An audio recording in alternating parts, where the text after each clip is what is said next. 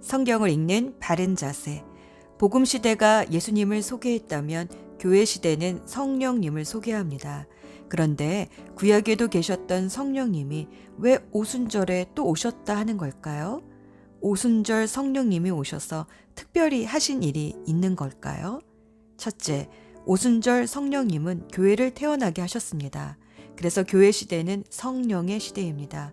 제자들이 기도할 때에 강한 바람과 불꽃으로 임하신 성령님은 이들을 강권하셔서 거리에 나가 하나님이 하신 큰 일, 즉 복음을 전하게 하셨습니다. 그때 오순절 명절을 지키기 위해 세계 각국에서 온 디아스포라 유대인들은 자신이 태어난 곳의 방언으로 복음 전함을 듣고 깜짝 놀랍니다. 바데, 메데, 엘람, 메소포타미아, 갑바도기아, 본도, 아시아, 부르기아, 밤빌리아, 이집트, 그리고 로마까지 각 지역에서 온 사람들이 이 복음을 들었습니다.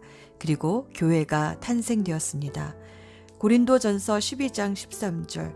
우리는 유대 사람이든지 그리스 사람이든지 종이든지 자유인이든지 모두 한 성령으로 세례를 받아 한 몸이 되었고 또 모두 한 성령을 마시게 되었습니다. 라고 하신 말씀대로 여러 각지에서 온 사람들이 이 복음을 받아들이고 성령으로 거듭나자 하나의 공동체가 생겼습니다. 바로 교회입니다. 두 번째, 오순절 성령님이 오신 후부터 성령님은 각 사람 안에 거하기 시작하셨습니다. 구약시대의 성령님은 함께 하시기도 하셨지만 떠나기도 하셨습니다. 그래서 범죄한 다윗은 주의 영을 내게서 거두지 말아달라고 간구했습니다. 하지만 오순절 이후에 오신 성령님은 떠나지 않으시고 우리 안으로 오셔서 거하십니다. 이것을 다른 말로 성령의 내주하심 혹은 인치심이라고 합니다. 양들에게 주인이 너는 내게 속했다 하고 도장을 찍어주듯 성령님은 오셔서 너는 이제 하나님의 자녀다 하고 마음에 하나님 거 하고 도장 찍어주시는 분이 성령님이십니다. 이 성령님의 내주하심 때문에 우리는 그리스도를 주로 고백할 수 있습니다. 아무리 성경 지식이 많고 많은 주의 사역을 할지라도 성령의 내주하심이 없으면 예수님을 주로 시인할 수 없습니다. 그래서 예수님은 계시록 3장 20절에서 보아라 내가 문 밖에 서서 문을 두드리고 있다.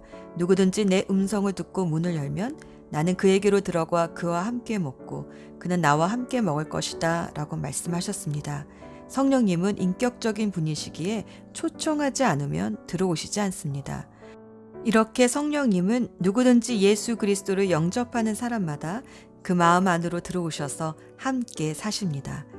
세 번째, 오순절 성령님은 우리를 성결케 하십니다. 구약시대에는 하나님의 말씀을 알아도 지킬 수 있는 능력이 없었지만 이제 성경의 저자이신 성령님은 직접 우리 마음판에 살아있는 말씀으로 새겨주셔서 말씀을 깨닫게 하심으로 죄를 미워하는 마음을 주십니다. 이 성령님을 받기 전에는 죄가 무엇인지도 모르고 다 그럴 수도 있지 하며 죄를 합리화하고 남 탓만 하며 살게 되는데 성령님이 오시면 갑자기 이게 내 죄구나 하고 깨닫게 되면서 눈물로 회개하게 됩니다. 이런 과정을 통해 넘어져도 다시 일어나면서 성화되어 갑니다. 성화란 예수님을 닮아가는 과정입니다.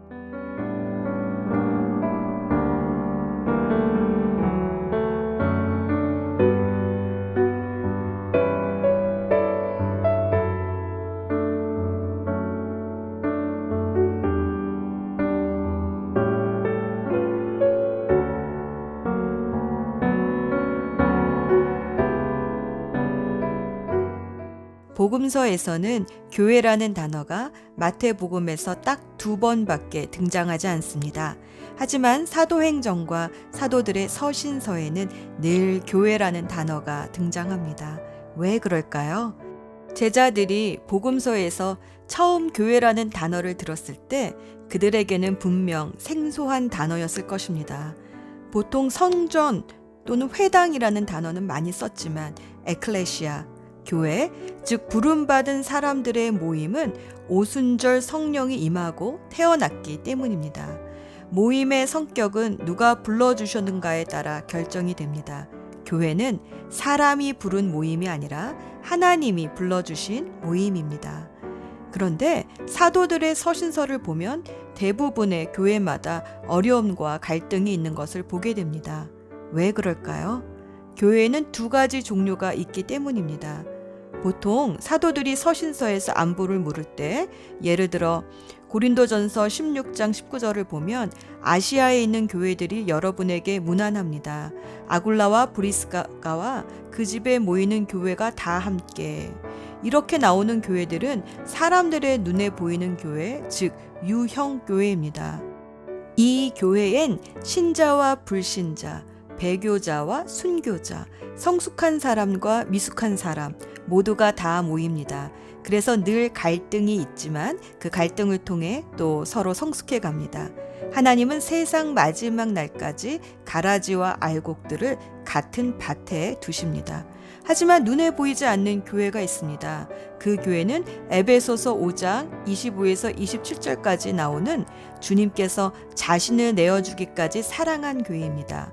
말씀으로 깨끗하게 되어 거룩하게 된 교회입니다. 에베소서 5장 25에서 27절 말씀. 남편 되니 여러분 아내 사랑하기를 그리스도께서 교회를 사랑하셔서 교회를 위하여 자신을 내줌같이 하십시오. 그리스도께서 그렇게 하신 것은 교회를 물로 씻고 말씀으로 깨끗하게 하여서 거룩하게 하시려는 것이며 티나 주름이나 또 그와 같은 것들이 없이 아름다운 모습으로 교회를 자기 앞에 내세우시려는 것이며 교회를 거룩하고 흠이 없게 하시려는 것입니다. 이 교회는 하나님의 눈에 보이는 교회입니다. 에클레시아, 하나님이 불러주신 모임입니다. 이 유형교회와 무형교회는 둘 다 소중합니다.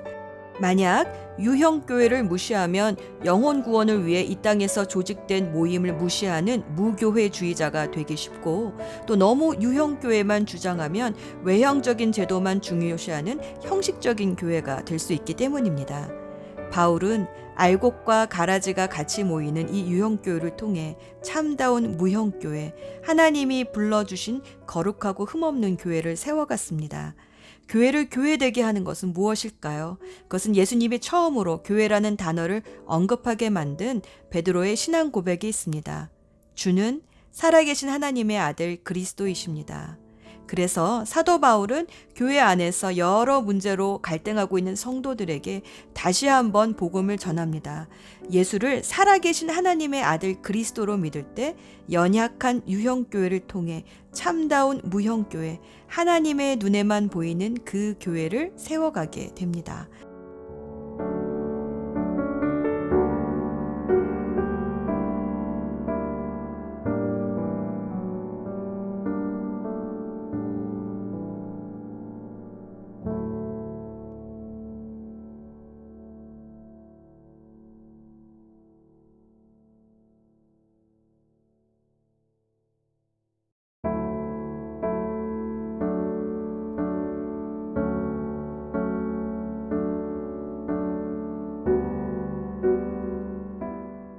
이 땅을 사는 한 개인의 역사는 시작과 끝이 있습니다.